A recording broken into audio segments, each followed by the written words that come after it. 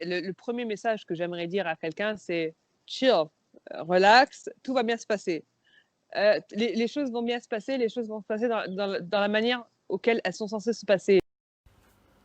الكل كم تعرفوا كنزة فوراتي icône de la mode qui a défilé pour les plus grands créateurs Vivienne Westwood, Valentino, Giorgio Armani. Mais ce que vous تعرفوش c'est que Kenza est aussi une jeune maman qui s'est lancée dans l'entrepreneuriat. وقت اللي كانت enceinte, elle a eu l'idée de créer Osei, sa marque, Our Stories Are Yours, où elle promouvoit l'artisanat tunisien aux États-Unis. J'ai adoré échanger avec Kenza, un échange fort en contenu et sympathique en plus, donc profitez. Okay. Salut Kenza. Salut. Bienvenue dans Heart. Je suis très content que tu aies accepté cette invitation. Merci. De rien. Je suis contente d'être là. Écoute, oui, confiné. Nous, on est toujours confinés. Toujours confinés. Toujours confinés à finit Brooklyn. Ça finit quand exactement? Voilà, ils ont dit que le début de déconfinement, ils sont pas sûrs encore, ça allait être vendredi 15. Il va faire un announcement, notre gouverneur. Ouais. Bon courage en tout cas. Ah, je sais qu'on en a besoin. Ouais. Et du coup, pour commencer, j'aimerais bien que tu nous parles un peu de ton premier rêve, ta passion de jeunesse. Comment tout a commencé pour toi, pour Kenza? Alors, je crois que si tu demandes à mes parents, ils vont te dire que je rêvais de devenir réalisateur. D'accord. Voilà. Est-ce que je l'ai fait? Alors oui, j'ai shooté pas mal de petits films. Je ne me proclame pas réalisateur, attention. Hein. Mais j'ai shooté pas mal de petits films. J'adore le storytelling. C'est peut-être pour ça que, tu vois, notre compagnie s'appelle Our Stories Are Yours. Parce que je pense que plus tu shares d'histoire et d'humanité commune, plus tu comprends mieux les choses et plus tu es plus accepting de l'autre. Donc, ça reste toujours une constante dans ma vie, en fait. Voilà, le storytelling. D'accord. Donc, c'était d'être réalisatrice, en fait. Ouais, je crois. Ouais. Un de mes rêves initiaux, c'était d'être réalisateur. Ouais. C'est génial. Et après, comment ta switch est devenue une icône de la mode? Comment ça a pris? Parce que de réalisatrice à ça, est-ce qu'il y a eu quelque chose entre-temps qui s'est passé? Il y a eu un million de choses qui s'appellent la vie, quoi. J'ai jamais... on m'a toujours dit, ah, t'es grande, blablabla, tu pourrais être mannequin, machin et tout ça. Ça paraissait très, très irréel. Et puis quelque chose que, voilà, comme tout le monde, enfin, je sais pas, c'est comme de dire, ah, je rêve d'être chanteur ou je rêve d'être, tu vois, c'est quelque chose qui paraît, oui, voilà, mais c'est pas ancré dans le réel. Donc, ça n'a jamais été une réalité pour moi, mais certains joyeux accidents de la vie ont fait que je suis arrivée devant le Elite Model Look et de là, tout s'est engendré. Après, tu vois, il y a des choses qui font que, bien sûr, je crois que tu es préparé peut-être plus, ou tu as peut-être plus la chance, ou tu as peut-être plus d'opportunités que d'autres. Ma mère était dans la pub à l'époque, elle n'est plus du tout dedans. Mais donc, j'ai grandi avec une certaine aise face à la caméra, peut-être. Et elle avait aussi les contacts qui aident, tu vois. Donc, elle me fait, ah, voilà, on va embarquer ta fille, voilà. Donc, voilà. Il y a peut-être moins, enfin, il y a forcément moins de mérite. Après, tu vois, c'est un job et il faut travailler dur et on s'en fout de qui tu es ou ton histoire. Mais c'est sûr que, voilà, il y a eu certaines facilités grâce à ça et je suis grateful. N'empêche, tu as continué. Donc, au final, cet accident, est-ce qu'il était... c'est devenu quelque chose de consciemment, on va dire que tu as pris ce choix consciemment après? Bien sûr, enfin, c'est tout un choix de vie, c'est toute une carrière, c'est énormément de boulot, c'est énormément de sacrifices, c'est énormément de sueur. Donc, bien sûr, tous les jours, ça devient un choix conscient. Ouais. Et tu avais un goal ou tu le faisais juste comme ça, chaque fois tu posais pour une marque ou... Est-ce qu'il y avait un ultimate goal par rapport à ça? Tu t'es dit, je vais faire ça et puis je vais m'arrêter. C'était quoi la vision? Alors, je ne sais pas si tu as une vision consciente, mais tu saisis l'opportunité dans la vie, tu vois. C'est-à-dire que tu te dis, j'ai une chance extraordinaire de d'être entouré de gens hyper créatifs, d'apprendre énormément, d'être une école de la vie qui est assez quand même unique, exceptionnelle, de gagner pas mal d'argent étant jeune. Donc il y a toutes ces choses-là qui font que oui, c'est un goal où tu as des ambitions et tu espères les accomplir, bien sûr, oui. D'accord. Et qu'est-ce que tu trouves différent chez toi? Parce qu'après, j'imagine que avec du recul, tu comprends mieux la mode et comment ça marche. Est-ce que tu as quelque chose de différent que tu as su saisir ou qui a fait que Kenza ait réussi dans la mode? Parce que j'imagine que beaucoup de personnes veulent le faire et pas forcément toute personne y arrive. Donc, est-ce qu'il y a un petit secret ou quelque chose de Écoute, différent chez toi? je sais pas, je pense que c'est difficile pour moi-même de répondre. Peut-être que mes agents pourraient te répondre, mais je sais que personnellement, comme dans tout dans la vie, c'est une évolution et tu apprends. Et plus tu apprends, plus tu es meilleur dans ce que tu fais. Tu as plus de confiance en toi et donc tu fais un meilleur boulot, quoi, comme tout, tu vois. Pardon, ça c'est mon Exact. chien. Ah, c'est pas grave. Lui, là, Il peut nous joindre, donc c'est pas grave. c'est S'il une peut fille. parler, s'il peut parler, si elle peut parler. Si elle veut parler. Génial, si elle peut Mais parler. je pense qu'il y a des choses, et c'est valable pour tous les jobs ou tous les boulots, c'est qu'une certaine éthique du travail est importante, certain respect des gens avec qui tu travailles, parce que tu travailles tout le temps en équipe. D'accord. Il y a ça qui est important, et je pense aussi qu'il y a une adaptabilité à différentes cultures, différentes manières de penser, différentes manières de travailler, qui est importante. Et ça, je pense que ça, il faut s'en rappeler, il faut garder ça en tête. Voilà. Okay. Voilà, Et comment tu as pris tout ça? j'ai essayé de garder une bonne hygiène de vie, d'avoir la tête sur les épaules, de pas non plus être emporté par oh là là, personne ne m'aime ou tout le monde m'aime. Voilà, quoi, tu vois, il faut garder les épaules sur soi. Voilà. D'où vient cette sagesse? Est-ce que tu as eu un mentor ou tu Oui, as je appris trouve toute seule? Tu lis des bouquins? Comment tu fais? écoute, je pense que continuer à apprendre tout le temps et à garder l'humilité de se dire j'ai beaucoup mieux à faire et mieux à apprendre et mieux à être en tant que personne et enfin, je pense que c'est important, cette humilité-là de la garder. Après, je pense que c'est important d'avoir des mentors, ouais. Je pense que c'est important d'être mentor quand tu arrives à un certain âge ou certain niveau de carrière ou j'en sais rien. Je pense que c'est important de mentor people. Mais je pense que c'est important aussi de toujours garder des mentors et de toujours garder des gens que tu admires, dont tu admires la trajectoire et vers qui tu peux aller poser des questions. Je pense que cet échange, cette générosité est hyper important pour tout le monde, à tous les niveaux, toutes les carrières.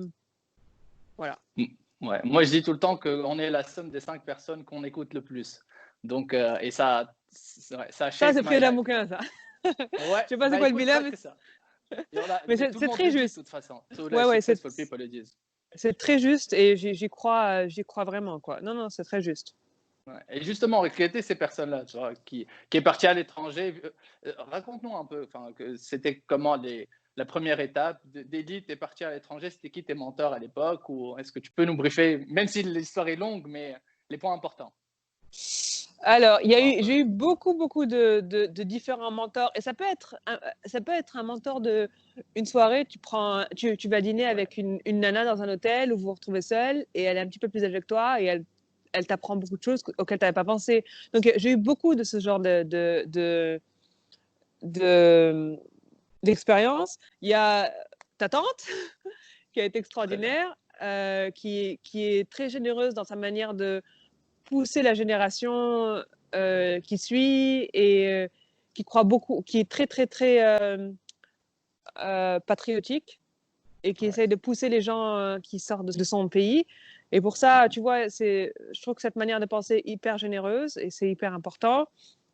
Après, il y a des gens comme... j'ai les mêmes agents depuis que j'ai commencé. Et ça aide beaucoup parce qu'ils m'ont vu évoluer de la petite gamine qui est arrivée à la folle qui voulait, tu vois, faire la fête tout le temps, à la dépressive, à la maman. Enfin, tu vois, et ces gens-là qui te connaissent depuis toujours, c'est hyper important. Donc, garder des constantes comme ça dans la vie, je trouve que c'est hyper important en fait. C'est génial. Et alors, une fausse croyance que les gens ont, j'imagine qu'il y en a beaucoup, par rapport à la mode. Alors là, il y a beaucoup de gens qui ont beaucoup de fausses croyances, donc je sais pas. Je pense que les gens qui se disent que Une grossière. Ouais. c'est un job facile, c'est faux. Ok. C'est assez difficile, il faut être très très fort mentalement. Je pense aussi que les gens ne voient que la surface, le 0.01%. Ils pensent que tout le monde, enfin, que la mode, ça se résume à être, je sais pas moi, Gisèle et Gigi Hadid. Or, c'est faux. Il y a beaucoup de gens qui galèrent beaucoup et c'est, je sais pas, il y a beaucoup d'étapes, il y a beaucoup d'échelons. Et il y a énormément de gens. La mode, c'est quelqu'un qui je crois que c'est l'industrie qui emploie je crois que c'est la deuxième industrie qui emploie le plus au monde de gens. Et c'est ça que j'ai envie de dire. C'est peut-être pour ça qu'on a commencé, enfin, une des raisons pour lesquelles on a commencé OC, Our Stories Are Yours, c'est que il y a, in the supply chain, il y a énormément de gens. Il y a énormément de... Et c'est très lié, en fait. C'est-à-dire que la personne qui fabrique, la personne qui les porte, la personne qui l'achète, il y a une vraie ligne conductrice. Et il faut relier... Il faut pas avoir peur faut pas avoir peur de relier ça, en fait. Et on a parlé justement des 0,01%, comme dans chaque domaine. Généralement, les gens font la comparaison avec le top, vraiment 1%. Et justement, est-ce que dans la mode, comme dans chaque métier, est-ce qu'il y a toujours je dirais pas average, donc c'est good average, qui réussissent et qui gagnent très bien leur vie, où on doit vraiment faire partie des top 10 ou 1% pour que ça soit un métier dans la mode? I Qu'on think gagne notre vie. I think no. I think there is not a big, but there is a certain tranche qui gagne très confortablement sa vie, ça c'est sûr. Par contre, je me souviens d'un chiffre qui m'avait beaucoup frappé, c'est que après, il y a à peu près, je crois, 80% de jeunes mannequins qui arrêtent après 1 an, qui réalisent que ça rapporte pas assez ou c'est trop dur. Je sais pas, il y a 1 million de raisons, mais à peu près 80% ne continuent pas après 1 an, 12 mois à peu près de mannequinat. Donc ça veut dire beaucoup, tu vois, c'est quand même, l'élimination est vaste. Et la chose la plus compliquée pour toi qui t'a permis d'apprendre et peut-être de réussir dans une situation future. Moi, je parle tout le temps de, pas d'échecs, mais de bonnes leçons. Est-ce qu'il y en a eu spécialement une que tu voudrais parler? Peut-être ça peut inspirer les autres parce qu'il il voit Kenza Fourati qui a réussi, mais derrière, il y a toute une histoire. Est-ce qu'il y a eu un moment comme ça qui t'a forgé ou peut-être un grand sacrifice où tu nous diras, ça dépend de toi? Il y en a eu beaucoup. Il y a eu beaucoup. Il y a eu beaucoup de failures, il y a eu beaucoup d'échecs, il y a eu beaucoup de leçons, ça c'est sûr. Je pense que j'ai commencé très jeune et à l'époque j'étais très timide. Par exemple, je sais pas aller voir le comptable et lui dire oui, mais vous me devez de l'argent ou j'ai pas été payé depuis tant, je sais pas quoi et tout ça. J'avais honte, alors que, enfin, tu vois, si la Kenza devait donner une leçon à la jeune Kenza qui commençait, elle dirait, mais attends, tu as sué pour, c'est ton argent, t'as pas à avoir honte, c'est normal d'aller réclamer ce qui était dû. Et je pense que ça peut être, je parle particulièrement par rapport au paiement, mais je pense que ça, c'est quelque chose qui peut se traduire partout, dans tout. Si ça t'est dû, faut pas avoir honte, faut pas avoir peur de demander ce qui t'est dû et de stand for yourself. If you don't stand for yourself, no one is going to stand for you. Et ça, c'est une leçon que je trouve qui est importante. Et pendant le doute, est-ce que tu as des routines ou habitudes? Est-ce que le doute vient à toi? À un moment, tu te dis j'en ai marre ou tu as envie d'arrêter? Ou juste t'arrêtes d'y croire? Est-ce que ça t'arrive? Et si ça t'arrive, comment tu fais pour reprendre la motivation et continuer malgré tout? En fait, je pense que j'ai un petit peu dépassé ça parce que je suis un cycle quand même assez particulier de ma vie. C'est-à-dire que c'est vraiment une partie de ma vie et c'est plus genre career, c'est plus ça. J'ai une famille, j'ai un business, je peux pas partir, tu vois, avant comme tu faisais, genre on m'appelle, on me dit tu as un vol pour Milan. Non, clairement je dis non, je peux pas, j'ai pas la structuration pour, j'ai des rendez-vous de boulot, non, donc Donc, ma motivation a changé et je suis plutôt contente. C'est-à-dire que ça reste quelque chose de très important, mais c'est pas tout. D'accord. Et quelle est ta définition du succès? Sachant que tu fais beaucoup de choses. Donc, est-ce que tu as une définition? Justement, je pense que il n'y a pas de définition. La définition évolue avec le cycle de vie dans lequel tu es. Par exemple, là, avec ce qui se passe, avec confiné, machin et tout, je pense que je me considérais successful. Et si mes gamins en sortent avec un souvenir super, au final, alors que c'était une expérience qui était quand même assez difficile, ils sont pas allés, ma fille n'est pas allée à l'école depuis je ne sais pas combien de temps, ses amis lui manquent et tout ça. Donc ça serait du succès pour moi. Le succès, c'est quelque chose qui évolue, mais je pense que c'est challenge within yourself. Tu te challenges toi-même et tu te dis ah ok, j'ai donné le mieux de moi-même, le pire de moi-même, mais j'ai donné, tu vois, j'ai été là et j'aurais pas pu faire différemment parce que j'ai tout donné. Voilà. Après, je pense que ça c'est très abstrait pour, tu vois, quand je vois les gens, enfin tu vois, je vois les galères qu'il y a autour de moi, ça reste très abstrait. Mais je pense que voilà, c'est que tu te mets un goal et que tu travailles dur pour y arriver, ou que tu mets beaucoup de toi-même et qu'à la fin tu te dis OK, I did my best and I'm proud of what I did. Et je pense que ça c'est déjà le succès, tu vois. Alors, c'est un bel état d'esprit, ça. Parce que moi, par exemple, je me mets beaucoup de pression. Et justement, j'adore poser cette question de dire aux gens, bah, comment est-ce que vous savez que vous avez tout donné? Parce qu'au fur et à mesure C'est que une très bonne j'avance et question, ça. que je grandis, je me dis, il y a 5 ans, j'aurais cru que je me donnais à fond, mais finalement, je ne me donnais même pas au quart. Et cette réflexion, enfin, elle est très importante pour moi. Est-ce que tu te la poses des fois ou Mais je crois que comment tu arrives à... tu as répondu dans ta propre question. Tu te dis, il y a 5 ans. Comme je te dis, je pense que c'est très évolutif. Il y a 5 ans, tu n'es pas la personne que tu es maintenant. Et tu ne seras pas la personne que tu seras dans 5 ans. Pas exactement, tu vois. Donc, je pense qu'il y a aussi cette notion-là que le succès, ça avance avec le temps et ça change avec le temps. Tu vois, dans 5 ans, peut-être que le succès pour toi, c'est d'avoir genre le luxe de te poser dans ton jardin ou j'en sais rien, de faire un café avec quelqu'un qui est important pour toi, tu vois. Et ça, c'est la définition même ultime du succès. Ça n'est peut-être pas ce qui est maintenant dans ta vie, tu vois. Et c'est pour ça que je pense que c'est très évolutif et que tout donner est aussi très, très, très évolutif par rapport à l'étape dans laquelle tu es. Mais c'est une très bonne question parce que c'est du genre, j'ai beaucoup donné, mais est-ce que j'aurais pu donner plus? Mais on se torture beaucoup l'esprit et je pense que c'est important de rester compétitif avec soi-même.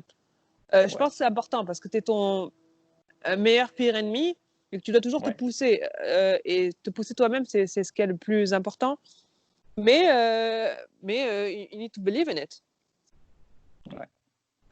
Et alors, pourquoi l'entrepreneuriat et pourquoi oser? Oh là là, facile de question. Pourquoi l'entrepreneuriat? Parce que j'aime bien le challenge, parce que tout apparaissait, tu vois, enfin, j'ai fait une belle rencontre, je la connais depuis qu'on est au lycée, ma partenaire, mais tout s'est aligné pour qu'on lance l'entreprise à ce stade-là de nos vies. Et pourquoi oser? Il y a des millions de raisons, mais parce qu'on y croit très très fort, parce que c'est une belle aventure humaine, parce que justement j'habite à New York, je suis loin de mon pays. Simone aussi très attachée au pays, c'est le pays où elle a grandi. Elle est américaine, mais elle a grandi là-bas. Et qu'on voulait justement raconter l'histoire de notre pays différemment et autrement que la narrative qui est souvent racontée ici, Middle East, North Africa, oh là là, it's like the hot mess. So j'avais envie de raconter un peu une histoire différente, de monter des choses intéressantes et différentes. Et puis j'ai réalisé qu'on a réalisé qu'on avait un vrai marché, que justement l'ambition qu'on a trouvée en Tunisie de scale up, d'augmenter les volumes, d'augmenter tout ça, ça matchait le marché qu'on a trouvé. Donc, Mhm. on travaille dur et puis ça grandit bien. Ça évolue Bravo à bien. toi. Même en temps que crise, les Ok. gens continuent à croire à notre projet. On a de plus, enfin, ça grandit bien, donc c'est chouette. Donc, pas que des babouches, vous vendez autre chose? On vend aussi autre chose. Et en fait, l'idée de base, c'était de commencer à vraiment présenter une gamme plus large. Mais tu vois, en gardant une certaine éthique et tout ça, on s'est resserré sur la babouche et d'autres essentiels. Mais dans le futur, on aimerait incorporer encore plus d'autres essentiels méditerranéens, quoi, le mode de vie Ok, méditerranéen. Voilà. très très bien. Qu'est-ce qui te rend particulièrement fier dans ton parcours ou dans ta vie? Ouais, Qu'est-ce qui me rend particulièrement fière? ouais. Je pense que ça, c'est une question, ça va être une réponse très féminine. Je ne sais pas si les hommes ressentent ça, mais que tu Mhm. arrives à avoir une certaine balance entre ta propre expression, ta propre vie, ta propre carrière personnelle et aussi une certaine balance de vie avec ta famille. C'est-à-dire que, tu vois, j'ai quand même 2 enfants qui sont très jeunes et voilà, ils ont besoin de leur maman et tu vois. Donc avoir une vraie balance et essayer de balancer les choses dans ma vie, c'est ce qui me rend le plus fier. Alors, j'ai réussi un jour sur deux, mais c'est C'est c'est déjà l'idée, ça. quoi. C'est l'idée, oui. Très bien. C'est la dernière question. Un message que tu voudrais donner à Kenza qui a 20 ans ou un jeune ou une jeune qui nous écoute et qui, voilà, par rapport à ton vécu, est-ce que tu as vu? Tu aurais un message. Euh, je pense que le premier message que j'aimerais dire à quelqu'un, c'est chill, relax, tout va bien se passer. Les choses vont bien se passer, les choses vont se passer dans la manière auquel elles sont censées se passer. Tu vois, je crois qu'en fait, avec l'âge, tu prends un peu plus de... there is a mysticism que tu n'avais pas quand tu es plus jeune, je pense en tout cas personnellement. Donc, je pense que et plus confiance aux choses et plus confiance en la vie, les choses vont être plus faciles que tu ne le crois. Mais garde ton humilité, reste correct, reste surtout curieux de la vie. Ouais. Voilà, curieux de la vie. Sois pas un idiot, mais reste curieux de la vie. C'est un beau mot de la fin, ça.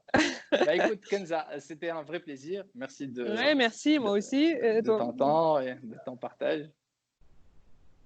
Désolée, il y a eu beaucoup de soleil tout d'un coup. Hein.